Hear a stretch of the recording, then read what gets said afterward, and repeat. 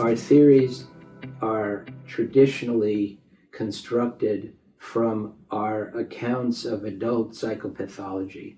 And most children, much of the time, are having a different kind of experience.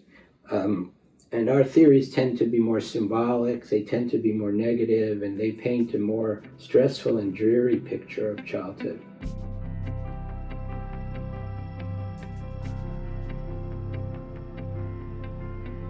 Thanks very much for joining with me, Stephen. It's a pleasure. I'm interested in what made you want to become a psychotherapist. I guess in the first place, I was someone who wanted to be helpful to people. I suppose as a young man in college and before and after, I liked having deep or intimate conversations with people, and the idea that I could be helpful and get paid and make a living doing that was appealing to me. I was weighing between being some kind of activist and being a psychotherapist, and I came of age at a time when the new left in the late 60s and early 70s was losing in influence, and so it seemed best eventually to become a therapist. I think that there are other kinds of things. On the one hand, it seemed to be a field that would be of enough intellectual and conceptual interest to sustain that side of my character. I suppose another part of it is that, on a personal level, I've come to see that my mother, whom I love dearly, had an anxious and depressed side of which I was dimly aware, and I suppose that the organization of something that I could do that could help people with their emotional lives also involved some solution for me to some deep and not too bad psychological issue that I carried with me. Yeah. You've described yourself as an emissary from one world of expertise to another. It's interesting, isn't it? I find it quite interesting. Yeah, I find it interesting to be able to think along several lines, to try to bridge information and thinking styles from one world to another. I think it's easy to get stuck in your own silo and your own culture. And I think that learning from one area to another is vitalizing.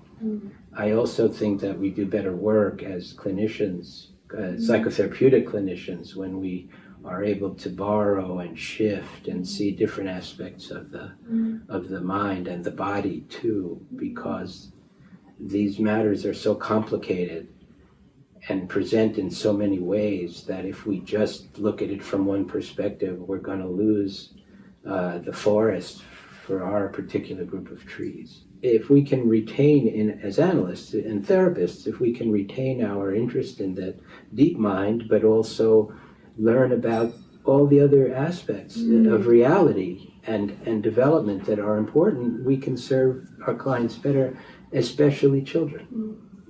Your latest book really is a contribution to a relational development, psychoanalytic viewpoint. I think so. So let's drill down a little bit on that and what those three different elements mean. So I know that the Relational School, established by Stephen Mitchell, has had quite a big effect on your thinking. Can you tell me about that?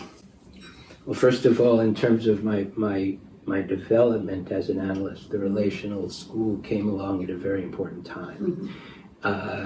I found myself aware of the Relational School at a time in my training when I felt quite fond of psychoanalysis and committed to it, but also constrained by some of the rigidities of the field.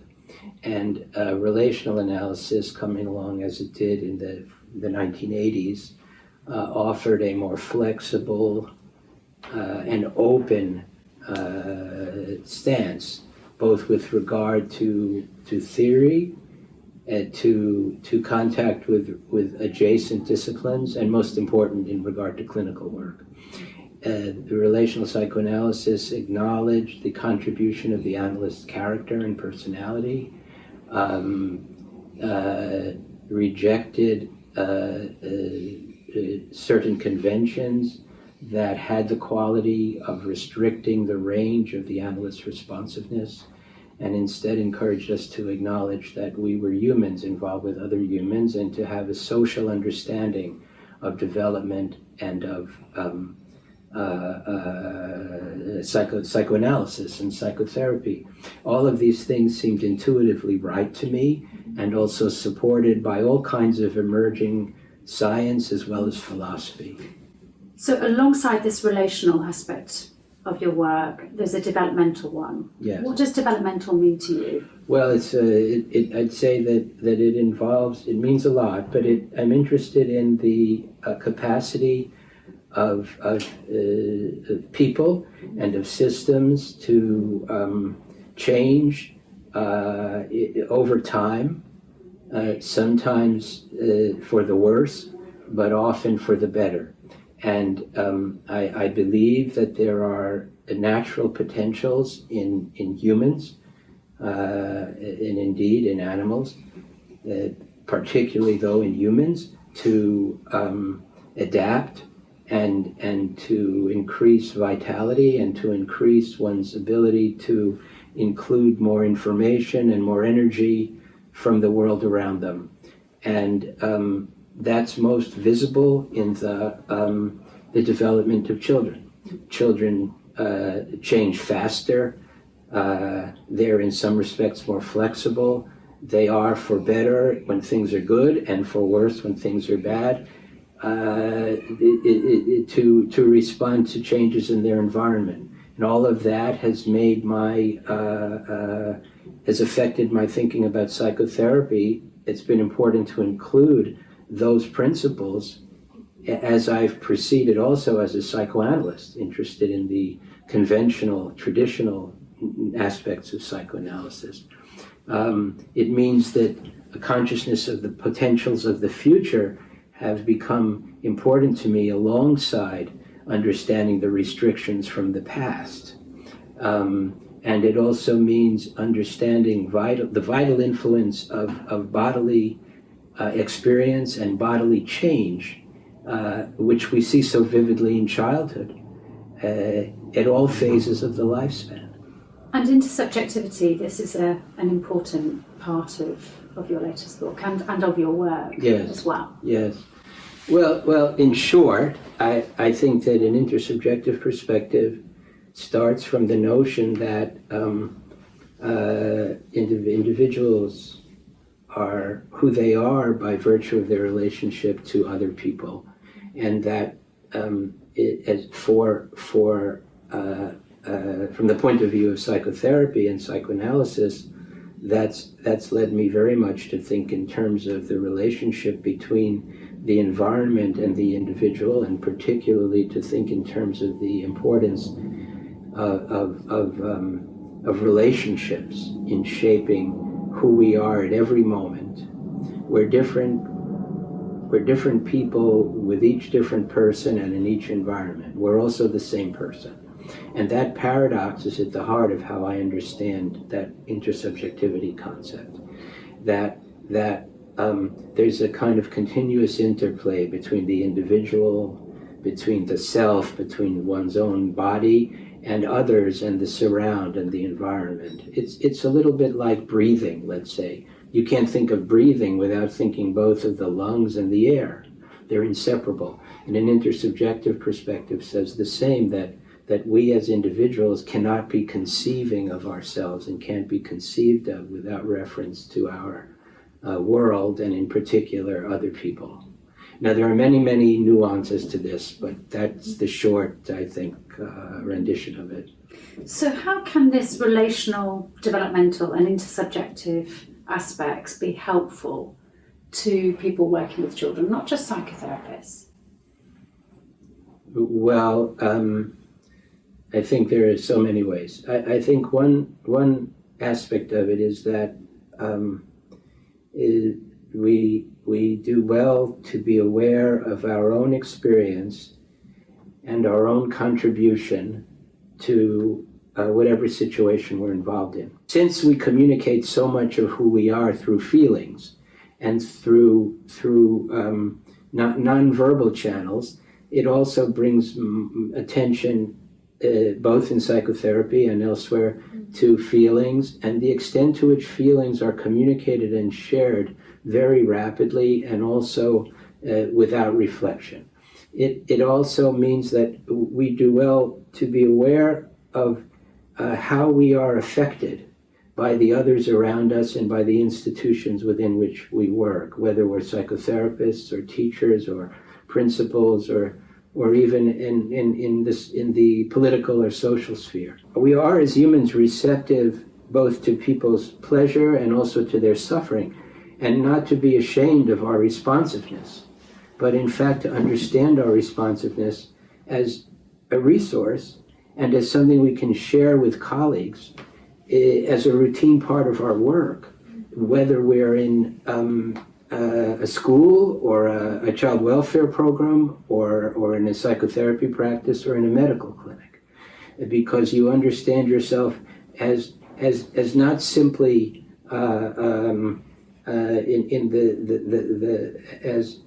as someone on your own responsible for everything, but rather as someone who finds herself in a network of influence with many other people. And if you can approach that with a spirit of generosity for yourself and for others, you can have a more open and responsive stance. So emotions really lie at the heart of this. Emotions and reflection, and a notion of our constant interchange with others. But I would give emotions tremendous attention. Yes. Emotions are by their very, let me say two things about emotions. One thing we know about emotions now in the way they've been studied in the last decades is that emotions are simultaneously individual and social. And it's in the nature of emotion that they both affect us internally. They change, our blood chemistry changes, our brains change, our skin tone changes, and we, as that happens, we display our emotions in ways that are visible to others, and the others who observe emotions are immediately affected. There's a remarkable finding that shows that someone who observes another's emotions will have changes in their brain that reflect that emotion at speeds of a few hundredths of a second. And that speed is faster than perception can go. That is, these changes are faster than you can notice them. That suggests that often we are in a dialogue with other people through emotions at the same time that we're in communication with ourselves through emotion. What I love about your book is how much there's a synthesis between your understanding of the scientific literature as well as theory. And my interest is really about what the possibilities are, about how this can apply to interventions with children. What are your thoughts on that? I think that the science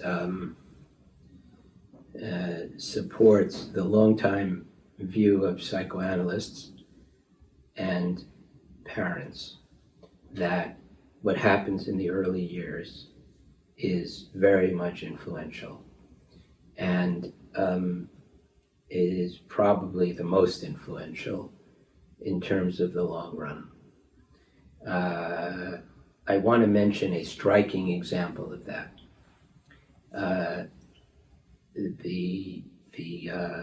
There's a Nobel Prize-winning labor economist, James Heckman, who has studied the effect of intervention in the first 18 years of life and correlated it with the effect of those interventions on labor productivity and other similar economically salient outcomes at age 30. And he finds that there's a linear relationship between the earliness of intervention and the effect on variables such as labor productivity. That means simply that the earlier you intervene, the greater the effect that you will have later. That's a remarkable finding because it's not from a clinician, it's from someone who's concerned about labor productivity and who's one of the greats in the world at that. Now, we also know that the brain develops fastest in the first year of life and in similarly in the first few years of life. And that's remarkable, and it's remarkable to watch as a parent. It's remarkable to watch if you look at brain images. That means, and finally, we know that relationships with other humans and with caregivers are the best predictors of outcome subsequently in development. And we know that development in the early years depends on emotional conditions, such as a preponderance of positive emotion, a secure attachment, and a secure sense of self. What that means is that we can be confident that if we intervene into caregiving relationships early and provide support for parents generally, that we're gonna do well and we're gonna have the greatest leverage. That's also important for social policy because it means that early intervention will save our taxpayers quite a lot of money. Since we know that relationships are really where the action is, we can intervene. We know that we should intervene in relationships, paying attention to interaction, the quality of attachment, helping parents be as responsive and caring with their children as possible. And this is in a way what every mother knows, with many exceptions, and it's what analysts have said for a long time. And where does attachment theory come into this? Well, attachment theory is very important. Attachment theory and research, first of all, was probably the first of the serious attempts, of those many attempts that we've discussed. Attachment theory in the hands of John Bowlby and then Mary Main represent the first efforts to really say, let's look at the relationship and let's take the baby-mother relationship, the baby-caregiver relationship, as the core of motivation. And as Bowlby said, he said the child's tie to the mother is as important to motivation as sex or hunger. And when Bowlby said that, it was a radical thought for his day, very important historically. Attachment research is among the most powerful research that shows that early care is predictive of psychological security, not only in the adulthood of the young baby, but in the children of that baby when she or he becomes a parent. So attachment theory is a very, very important base. Some people, here's one caution, I say this with full respect to attachment theory. Some people talk about the whole of early infant development research using the term attachment theory or attachment research. And I hope that instead everyone will understand that the rich body of knowledge that's emerged from Bowlby's description of attachment and the subsequent description of the attachment categories and so on is one area, but that there are others. Yeah, I know that you'd be aware of the rivalry between people who support attachment theory and say the Kleinians, and for some it's either or. And what I find really interesting is that you're saying it's and. Yes. And that I know that you write about Klein and the influence of Klein and how important it is to know about her theories. And yet some people will say, well, how can you possibly like Klein and also be committed to, say, infancy work? Yes. Well, I think that, well, first of all, we have to say that one thing about theory in analysis is that there is very sensitive and tuned in therapists who are working with one or another the wide variety of clinical approaches. And the first thing is that no matter what the clinical approach, the sensitivity and engagement and care of the therapist is really where the action is particularly in psychodynamic psychotherapy. It's generally true, and even in other kinds of psychotherapy, the quality of the relationship is the strong predictor of outcome. Now, I find the work of Mrs. Klein and her followers extremely helpful in an array of clinical situations. And there are all kinds of binds that I find that my patients are involved in and I'm involved in the transference and the countertransference that have been illuminated by Kleinian psychoanalysis. And I teach in a number of situations in which I try to teach Klein, sometimes Winnicott, but Klein to relational analysts who've been almost phobic about Klein. And they end up feeling, I'm proud to say, that they're really finding something in their clinical work about particularly post-traumatic situations where people attack themselves and they attack others and they're caught up in their omnipotence and so on and so on. And so I think it's tremendously clinically valuable and compelling. It helps with turbulent countertransferences of all sorts. You've written that I feel that analysts are not always committed to thinking about real children. I do think that. What are they thinking about then? Well, sometimes analysts are caught up in ways that can be productive, but often get in our way in our theories about children. And our theories are traditionally constructed from our accounts of adult psychopathology. And most children, much of the time, are having a different kind of experience.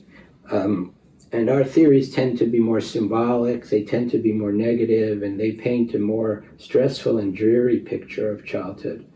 Even the ones that don't capture the physical and emotional vitality and even stresses of actual childhood, and they isolate the child from his or her surround. So we need to continue to think in terms of our very powerful and colorful theories, our ideas about infantile fantasy and childhood motivations and the dependency of children and so on. But we also need to have pictures of real children in our mind, and that's especially true, of course, when we work with children. Now, child psychotherapists, I think, are less limited in this regard because we have to deal with children all the time, and child psychotherapists therefore bring a great deal to the practice of adult psychoanalysis and psychotherapy. I know that one of the most important aspects of your work is commitment to working with parents. Yes. And that's really seeing children in their own environments, isn't it? Yes, I think so. And I think you're really quite influenced by Selma Freiberg's infant parent program. She's Yes. the author of Ghosts in the Nursery. Yes. And you started working in her department in 1981. Yes. I worked there, and we worked, and the program still continues, we worked at the homes of families, seeing the relationship as the patient, as we intervened on behalf of babies, never older than 3. And there, what seemed most important was to understand the parents and to build an alliance with the parents, since we might spend an hour or 2 or even 3 a week with the family, while the parents spent the full week with the babies. And so that it seemed to us there that it was important to see the relationship as the area where change was going to take place. And so I always make the greatest effort to build and sustain an alliance with the parents, to let the parents know that our goal is to find an image and an understanding of the child which is shared, to not treat them as someone subordinate that I have to teach, but as full partners, and indeed the CEOs of the operation, because indeed they are, by law and by influence. And all of that has been vital in my work. There's an important aspect of children coming to psychotherapy with regard to the parents' feelings about the problem.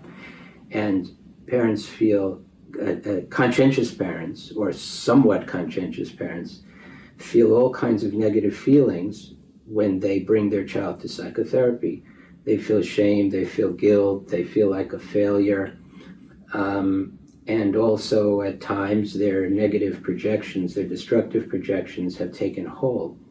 And so they may have, for all those reasons, lost sight of the extent to which they've been good parents, or even when they've been damaging parents, they through projection blame the child for their for having made them feel bad, and this is usually an unconscious process. So I'm interested in using my position as a helpful person, or as an authority, or whatever other transferences develop, to try to provide a balance to some of the negativity. And so it's not only a matter of understanding what's wrong, which is important, but also putting it in the context of the larger interest and care which has brought the parents to bring their child to psychotherapy in the first place. And this can be extremely moving, both to the parents and to me. And this can be the recovery of something, which is extremely important. Can you describe a case? Oh, sure. Bearing in mind anonymity? Yeah. I worked with an African-American family in San Francisco for 2 years, meeting with them weekly in their home. And they had been accused of abusing their child, a little girl who was 18 months old at the beginning of the case. And they were accused of burning her in the bathtub. After investigation, it turned out that it was an uncle who had done this, and the child was not removed. But the mother, in particular, was still very uncertain and given to self-doubt, irritation, and even anger.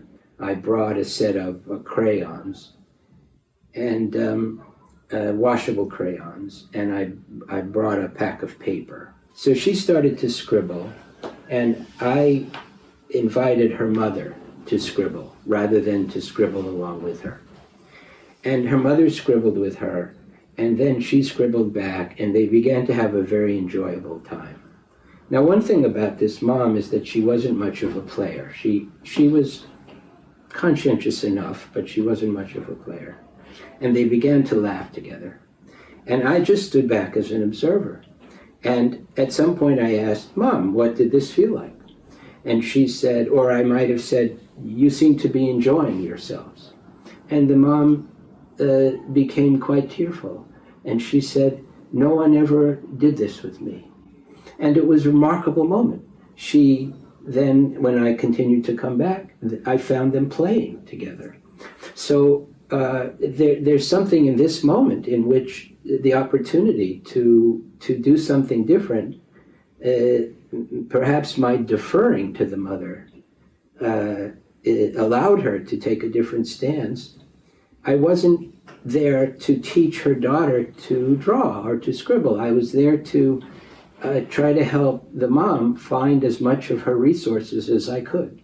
And that attitude seemed to potentiate a change which could then be multiplied through the power of the emotion and through this new way of relating that they had. And that is really just what I would hope to have happen in a situation like this.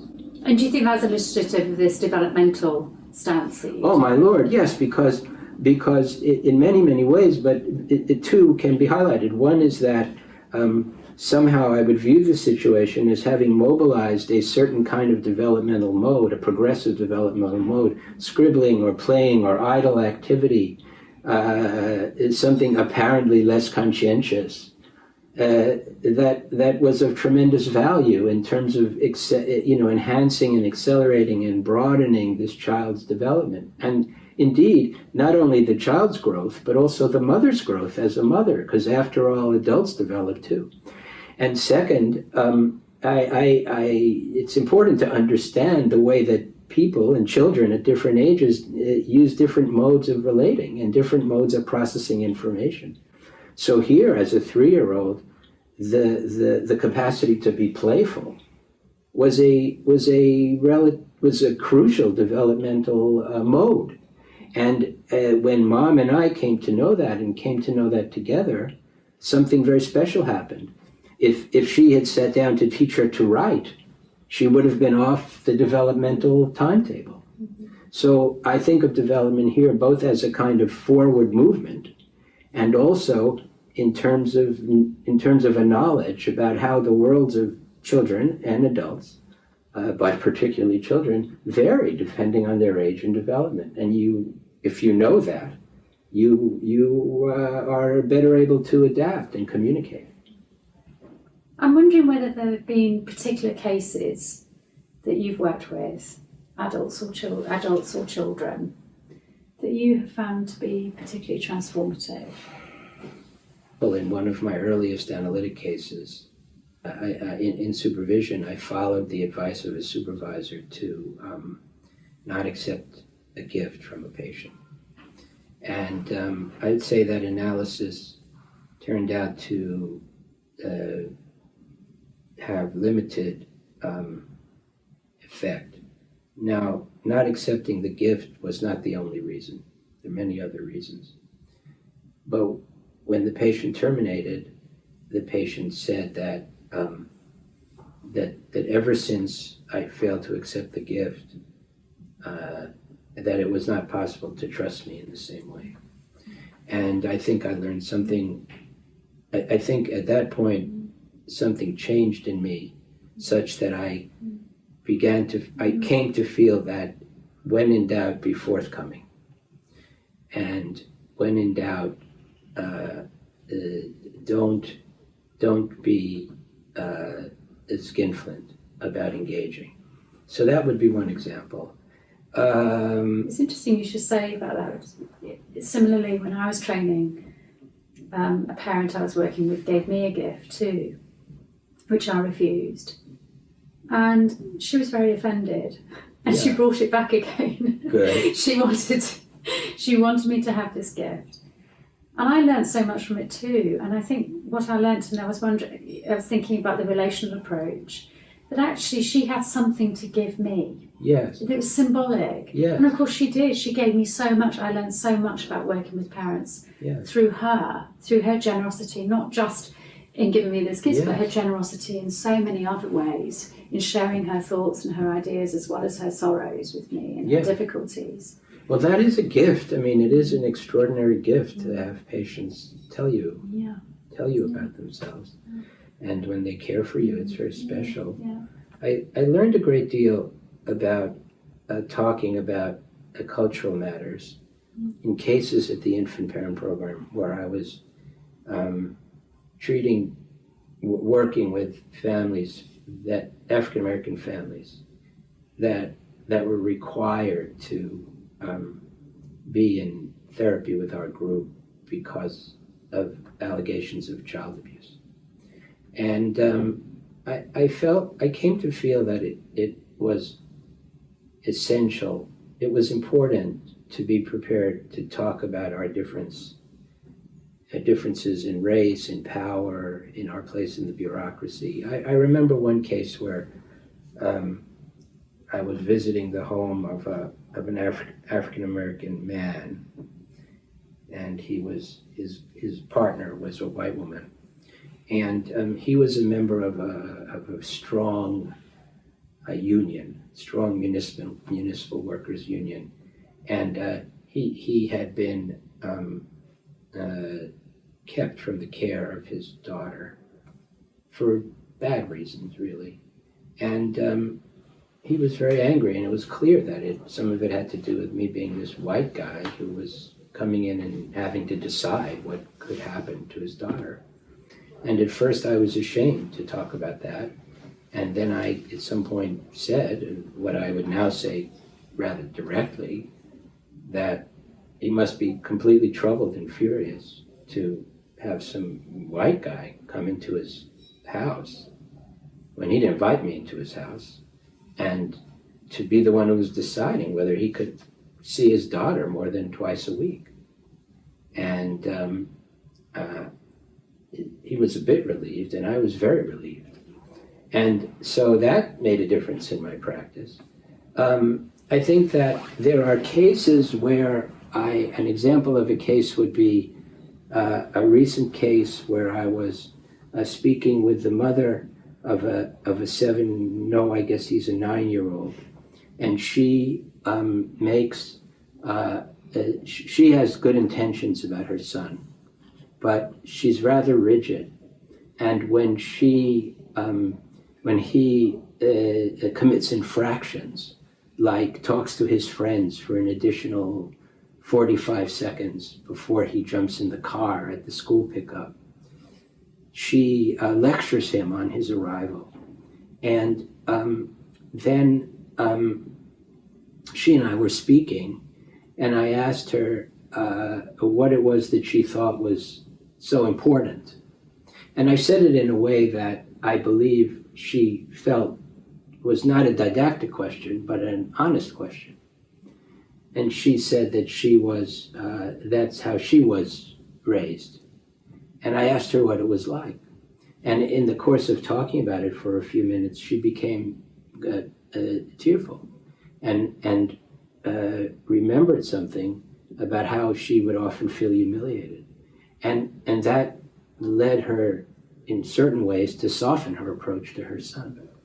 And that was and is an example of a kind of case in which work with the parents and work with the parents' experience as children, as determinants of their experience of their parents, is shown to be so important. Your book, your new book, Relationships in Development, there's quite a large section about the evolution of the idea of childhood in the history of psychoanalysis, especially in regard to infancy and development itself. Why did you feel it was important to write about that? Well, I think in general history is important, and I think that we do well to remember our history. I started by planning to write a book about the image of the infant that's emerged today from the direct observation of babies by researchers like Daniel Stern or Colin Trevarthen. And that research shows that the baby is social and interested in relationships and influential and that sort of thing. And I was concerned that today's generation of psychoanalysts would either throw out the old analytic baby with the bathwater, or on the other hand, that they would feel that they somehow had to choose between the two. Now, I think there's tremendous value to the analytic images of the infant as irrational and dependent. All of us think the baby's dependent. Irrational, dependent, thinking in different ways, very much oriented by something that we might call fantasy, and so on. And I thought that would be important to bring out. That said, I think that the old images are not actually images of babies, by and large. They're not accurate. And so I was interested also in trying to take a look at the nature of psychoanalytic discourse and to try to explore the possibilities of understanding psychoanalytic discourse as a kind of imaginative discourse which could be useful, because after all, the subject of psychoanalysis, from my point of view, is something like the imagination. So I wanted to tell the story, and I wanted to tell the story in a way that respected the analytic imagination, and that told my readers how we got to this, at the same time that I wanted to say that's useful, but not in the way that some of us might have taken it to be useful. So you're not saying that what we should do, it's not either or. Are you saying it's and, so that we can learn, yes, hugely from Freudian thoughts, ideas, theory, whilst actually adapting it to what we know about the latest scientific research. Well, and yes, so I think we can learn a great deal from the Freudian theory and the Kleinian theory and the Winnicottian theory and so on, especially if we understand those as telling us a lot about what happens to people under distress and what happens to people after trauma. With that mind shift, I think we have a very, very rich resource for understanding adults and to some extent to understanding very young children. So yes, I think that's right. And I think we strengthen those ideas if we limit the claim that we make and say these are very powerful clinical accounts, and we don't say this is what babies are like most of the time. And I'm very much a fan of clearing up that kind of confusion. Can you say more about that? Yeah, because I think that is if you a problem with certain kind of analytic discourse is that we end up making inferences about things that we don't have enough information to make inferences about. That's right. That's something we do clinically a little bit, and sometimes it's helpful. We float some idea about the patient's past, and then we have a dialogue about it. But when we make generalizations about how certain things actually are, when we say this is what it's like to be a baby, because we use the metaphor of a baby with our patients in a way that may or may not be effective, then we've crossed the line into imposing our theory or our clinical experience or both onto other domains of life. And this actually weakens us in the rest of the world, because people look at us and they say, well, this part of analysis isn't right. We don't see the drives in the brain or whatever. And or this isn't what babies are like. I reject psychoanalysis. If we make more careful use of what we know, we're going to be stronger in discourse with other people. And also our clinical work will get stronger because we'll know what we're doing better. I don't think we should rely on empirical science as the only source of support or refutation for what we do. And I want to make that very clear, because here and in the book I do a lot of reference to observational science, and I don't think that's the only source of validation. We have philosophy, we have psychoanalysis itself, we have all sorts of social studies of all kinds. Psychoanalysis is a human science.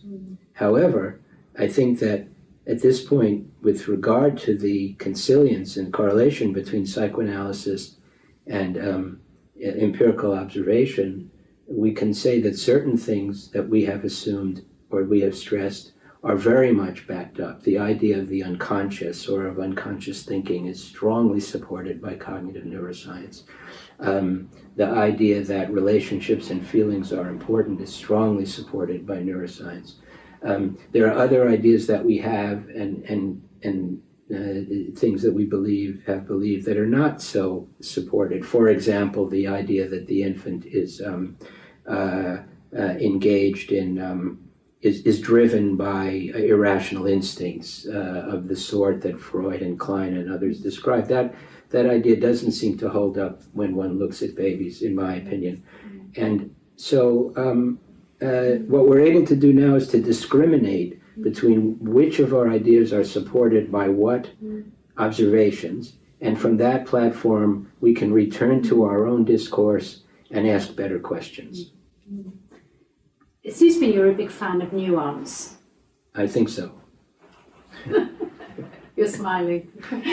I see. Yeah. Well, it's a grace and a burden and a pain in the ass. Not for myself. I mean, it's a pain in the ass for other people.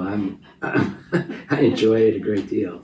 But someone has to do it. I think that empirical science has been criticized, I think correctly, for avoiding making generalizations. And I think that's right, at least, and I think the translation from empirical science to clinical practice, whether in medicine or in psychotherapy, is a matter partly of taking particular findings and doing something with them.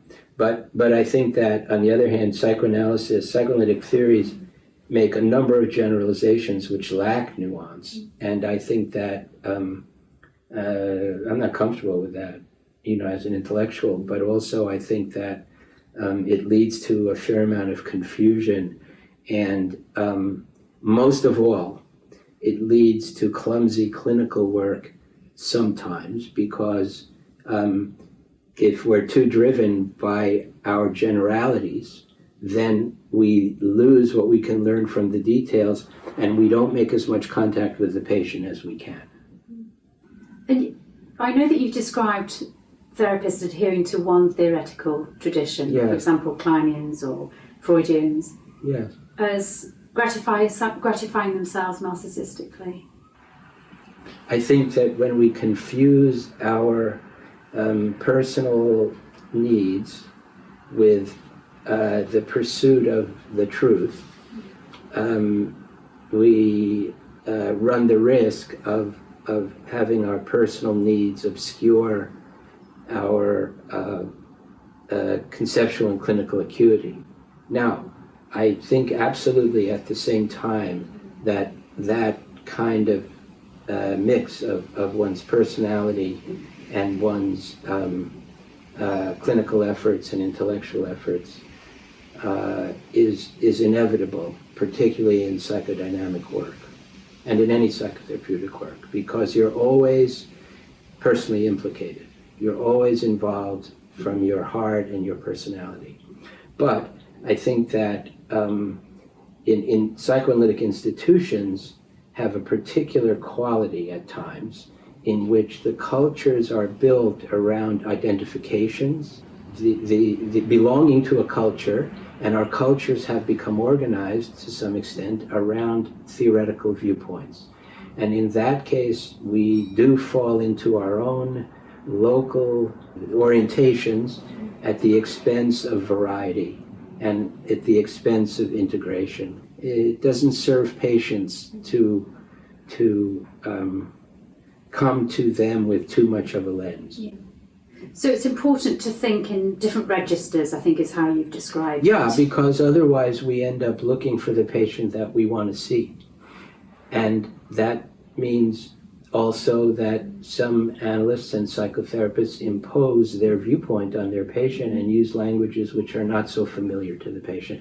And I think it's a priority to try to find a language that suits the patient and to create a common language. You work also as an adult psychoanalyst, and you've written that you'd like clinicians to be more aware of how they think about their patients' childhoods and infancy in their clinical work. What has your training with children brought to your work with adults? I think I have a lot of pictures in my mind of real children. And as a matter of fact, it's common when I'm listening to patients that I find myself having a picture in my mind of my adult patient as a child. And it's a rather peculiar kind of picture. It's not actually a picture of a child. It's something like a picture of the adult, a feeling of the adult, a kind of picture, a kind of image, a dreamlike image of the adult in a child's body, but still being her. It's a little hard to get across, but I hope you can imagine it. And I picture some version of that child's life, certain situations which are going on in the moment, even if it's just something that you'd have an adult live out, something with a partner or a job or whatnot. But I end up picturing it as a child, and I think that those images and feelings of children's bodies in motion have been very useful to me. I think that I have a kinetic sense that I've acquired from seeing children, as well as valuing that kind of introspection. I have a sense of movement and emotion that I've learned a lot about from seeing children. I've also learned something about that special language of primary process, of what analysts call primary process, that children use more than adults. And I think that I take that as a given in a way. And I think that's helped me think my way through theories. And that's one area. The other area I would say is that since with children, one has to be directly engaged. Even the most traditional child psychotherapy and child psychoanalytic approaches include direct engagement with the child, getting down on the floor, having emotions together, playing together. Therefore, I think that, like many of my child psychotherapy colleagues, I've become more comfortable becoming directly engaged, including and especially in the transference and the countertransference. And all of that is invaluable. Relational analysis has transformed clinical technique, about being more open with your patients about your own experiences. How much is that a part of your work? Do you reveal much to your patients about your own experience, about your own history? Well, I think the first thing about relational analysis is not that relational analysts are prepared to be more open about ourselves. I think that that's true. But where I think relational analysis has had the greatest impact is that it's been the leader in convincing analysts of all persuasions to be more willing to understand their reactions to their patients as partly a reflection of their own individuality and their own subjectivity, rather than feeling, as the previous generations did, that our fundamental task was about our responses was to understand them as responses to the patient rather than something which is co-created. And I think that idea has become widespread in most, not all, but most psychoanalytic precincts. And I think that the most original and decisive contribution has come from relational psychoanalysis. With regard to self-disclosure, as you asked me about, I would say that there's wide variation in my practice and wide variation among relational analysts about the extent to which we talk about ourselves. And I am concerned that there is a caricature of relational analysis is organized around self-disclosure. My own practice is very variable in that regard, and I regard the question about revealing myself as is quite situation and case specific. Now, I must say one other thing. My training was in an essentially contemporary Freudian ego-psychological institute, and my supervisors were all very senior psychoanalysts. And my impression was that more of them than not, in their actual practice, were quite comfortable telling their patients this or that about themselves, and that's not uncommon at all among senior analysts of most persuasions. And so I think there's something about relational analysis and the notion that we can be freer, which actually is just, to some extent, is making what lots of people do public and acceptable rather than something that we have to hide from the analytic police. You expressly comment on the contribution of women to the evolution of psychoanalysis, and I thought it was a very interesting part of the book, because I've interviewed some of the early pioneers in child psychotherapy, women such as Iska Wittenberg and Lydia Tischler, who are in their 90s. And what you say is that these women were working with women back in the 1940s, 1950s, or even earlier, in a very different way to their male contemporaries. Well, even earlier, so that even in pre-war Vienna, in pre-World War I Vienna, or in post-World War I Vienna, especially in post-World War I Vienna, but both, the women who are interested in psychoanalysis worked with children, and sometimes with women in roles which were women's roles. They were teachers, or they were caregivers at home and so on. And these women were not some of these women, of course, were quite brilliant, and they were not trained as physicians because that wasn't very common, if allowed at all. And they weren't part of Freud's inner circle, all men. And so then these women devoted their talents instead and their profound insight, women like Melanie Klein and Anna Freud and Sabine Spielrein and Helgelmuth, and they instead adapted psychoanalysis to the worlds of childhood. And then somehow in the next generation, they, particularly Anna Freud and Melanie Klein here in London, became the leaders. And they brought new looks. And they brought, a lot of what they brought came from having been involved with children. And what did they observe that the men weren't observing? Well, I think Anna Freud observed the constant push for adaptation and development in children. And she observed the life of children in institutions of all sorts, schools and orphanages and so on, and she was very interested in that.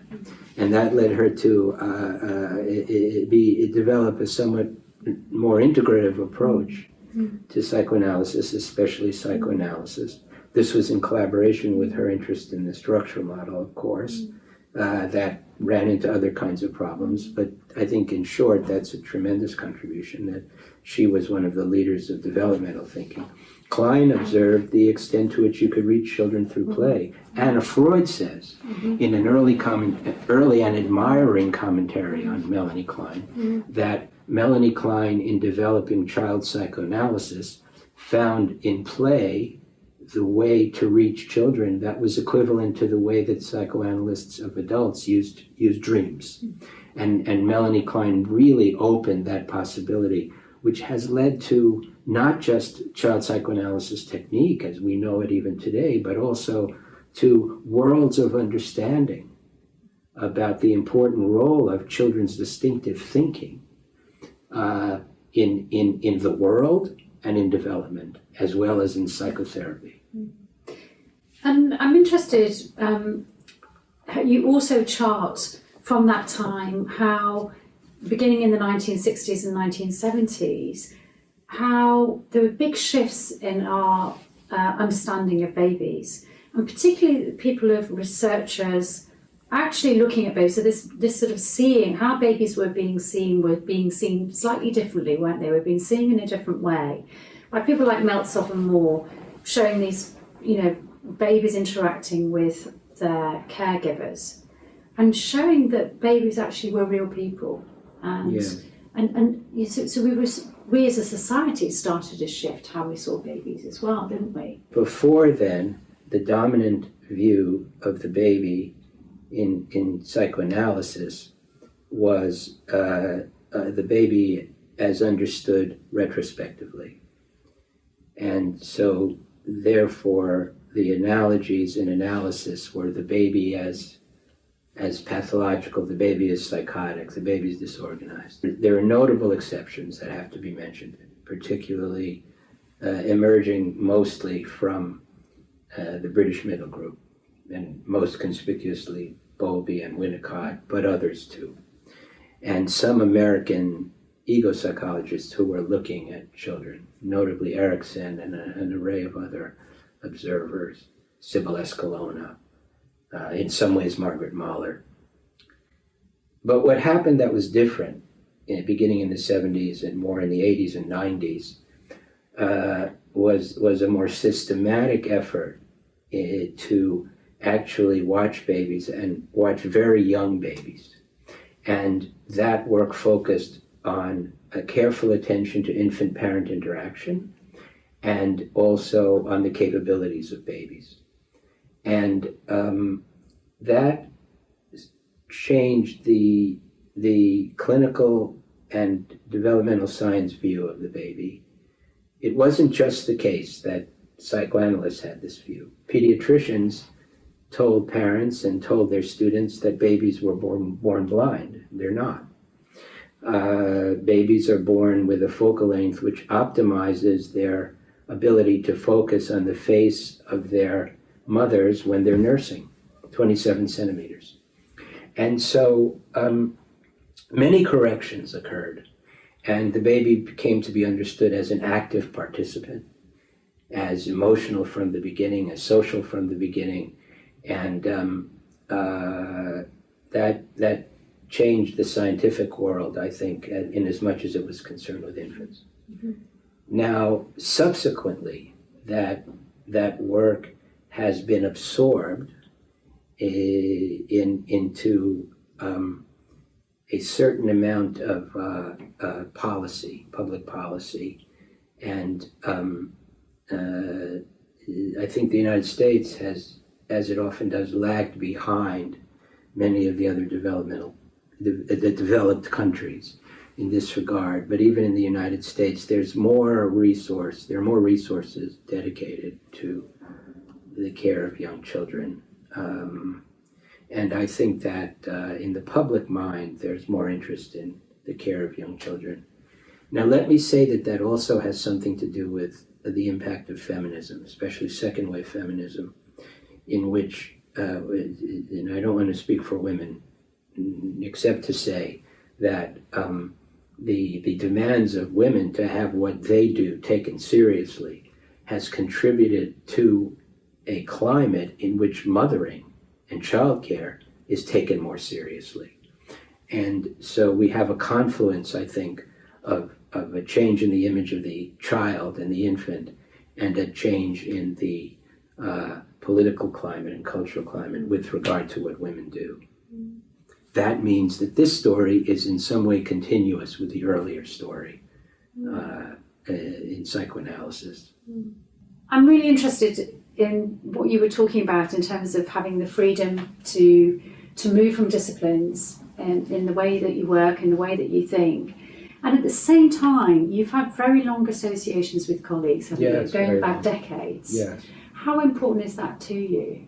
It's of tremendous value to know people in different areas, in different parts of the world, of different psychoanalytic persuasions, and with different knowledge bases, so as to see the diversity of values and the diversity of expertise, which turns out to be helpful, and which turns out to lead to progress in understanding and helping people.